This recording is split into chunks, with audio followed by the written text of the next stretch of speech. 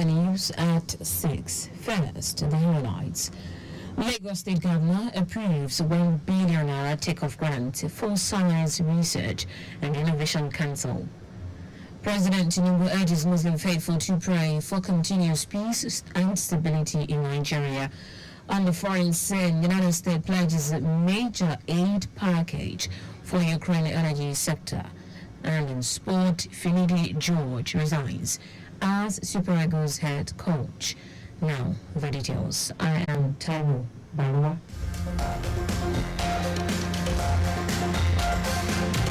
In its quest to advance scientific innovations, Lagos State Governor Babajide has inaugurated the newly constituted Lagos State Science, Research and Innovation Council last week and Cybersecurity Advisory Board. The governor, who was represented by his deputy Wafemi Hamzat, also announced the takeoff grant of 1 billion naira for the effective commencement of the activities by the board. He stated that his administration is committed to increasing the success metrics with the provision of the last week seed fund. According to Governor Sanwo-Olu, last week has supported more than 70 initiatives ranging from projects in biomass and biodiesel to artificial intelligence for medical imaging, adding that their efforts have increased innovation activity within the state by over 250%. In their address, both chairmen of the newly inaugurated board last week, Olumiwa Odusoya and Cybersecurity Osakwe Fen, assured the state government of their commitment to the mandate of the council to protect and promote cybersecurity, science and technology towards the development of the ecosystem of the state and its citizens. The Lagos State Traffic Management Authority LASMA has pledged to deploy additional personnel and resources to ensure smooth traffic operations before, during and after the upcoming Eid al-Kabir celebration. Special Advisor to the Governor on Transportation, Shalagiwa, made this announcement at the LASMA headquarters, extending his best wishes to all Muslim brothers and sisters celebrating Eid al-Kabir. Giwa noted that all operational heads, including the newly recruited agencies, district controllers, commanders, and zonal heads, will be actively on duty to ensure efficient traffic management throughout the festive period. He urged both commercial and private vehicle owners, as well as other road users, to strictly comply with traffic rules and regulations, warning that any traffic violation or disobedience to traffic managers' directives will result in serious sanctions, as stipulated in Lagos the Transport Sector Reform Law 2018 as amended. Ahead the Eid al-Kabir celebration, Lagos State Command of the Nigerian Security and Civil Defense Corps (NSCDC) has deployed more officers and men to ensure the protection of all critical national assets and infrastructure, including transmission lines and towers spread across the state.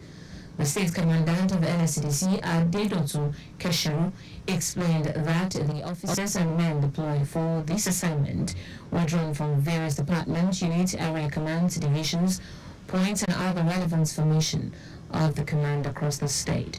Keshiru also seized the opportunity to felicitate the Muslim faithful and sued for peace, sacrifice, kindness, love, and unity among citizens across the state, as exemplified by the Prophet Ibrahim. He warned all criminal elements, particularly vandals, to cease from their evil and disastrous act of economic sabotage, or be ready to face the full wrath of the law.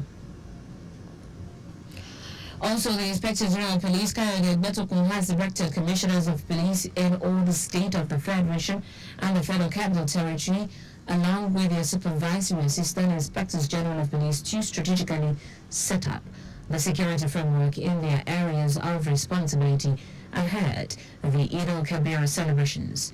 Betokun also mandated them to deploy human and operational assets to conduct confidence building and crime prevention patrols on major highways in residential and industrial areas. The force spokesperson, Miwa Adejobi, made this known in a statement issued in Abuja. Adejobi said police personnel would be deployed at vulnerable points, places of worship, other public recreational places, and around all critical national infrastructure, adding that personnel deployed are to perform their duties with discipline, professionalism, decorum, and alertness.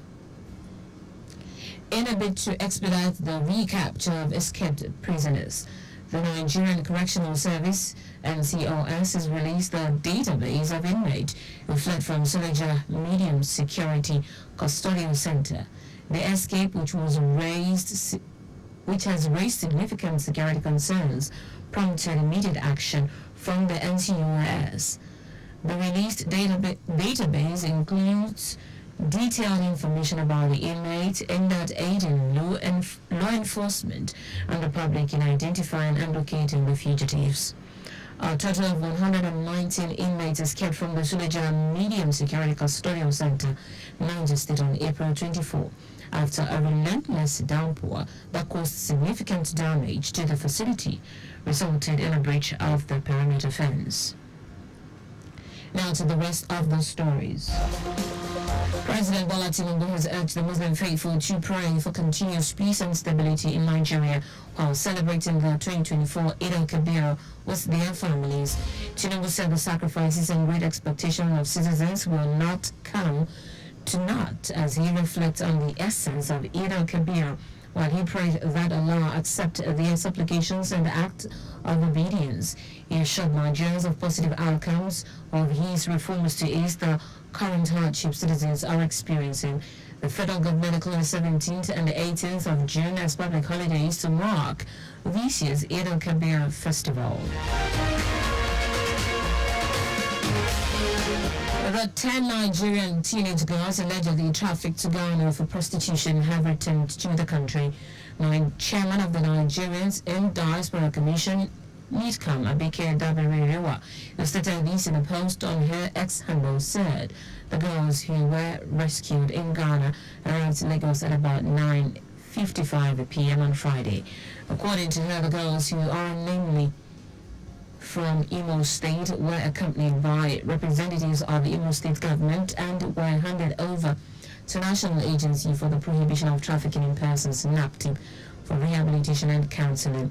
Dabiri Rewa, who said the trafficker has been arrested and charged to court in Ghana, urged parents to always question the whereabouts of their children when taken away by relatives or friends, and encouraged collective effort to ensure traffickers are identified and arrested. Today is World Elder Abuse Awareness Day. The event represents the one day in the year when the world voices its position to elder abuse, or human rights violation, and enhances the recognition of the dignity of elder persons and the right to live free of fear and violence. Elder abuse is a problem that exists in both development and developed countries, yet it is typically underreported globally, and as such, it demands a global, multifaceted response, one which focuses on protecting the rights of older persons. The 2024 theme Spotlight on Older Persons in Emergencies, emphasizing the urgent need to protect and support older individuals during crisis. It also calls on government, international donors, organizations, and communities to prioritize the safety and well-being of older persons in their emergency preparedness and response strategies. Now to the rest of the stories. United States Vice President Kamala Harris has pledged a $1.5 billion package of aid to Ukraine, mostly for the country's energy sector.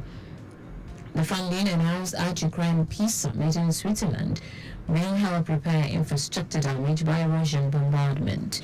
Ukrainian President Volodymyr Zelensky said on Tuesday that half of the country's power producing capacity had been destroyed in the war.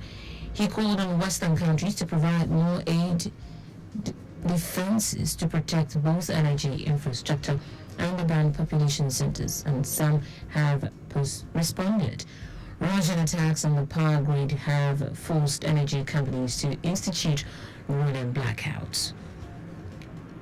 In sport now, Finidi George has reportedly quit his position as Super Eagles head coach. The 53-year-old took the decision following the Nigeria Football Federation's decision to appoint a foreign technical advisor for the Super Eagles. The Super Eagles failed to record a win in their recent 2026 FIFA World Cup qualifiers against South Africa and the Benin Republic. And that's it on the news at 6. But just before we go, please do not drive beyond specified speed limit. You can follow us and like on our various social media platforms: X Traffic Radio 961, Facebook Lagos Traffic Radio 961, Instagram Lagos Traffic Radio 961. Subscribe and watch our news and programs live on YouTube at Traffic Radio 961. You can also visit our website at trafficradio961.ng. Did you know that the Sanwo-Olu administration injected 100 high medium capacity buses for standard routes? You can get more details on the Lagos State Government website. To end the news, here are the highlights of the major stories.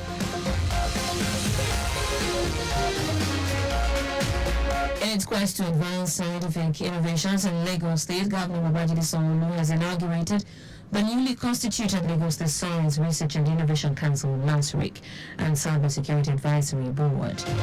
President Bola Tinubu has urged the Muslim faithful to pray for continuous peace and stability in Nigeria while celebrating the 2024 Eid al-Kabir with their families. We also told you that the United States Vice President Kamala Harris has pledged a $1.5 billion package of aid to Ukraine, mostly for the country's energy sector.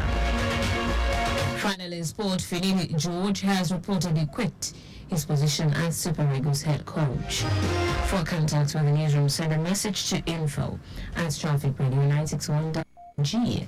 That ends the news broadcast compiled by Adewale Oluwaporoku. I am Taiwo Baruwa. Thank you for listening. Good evening.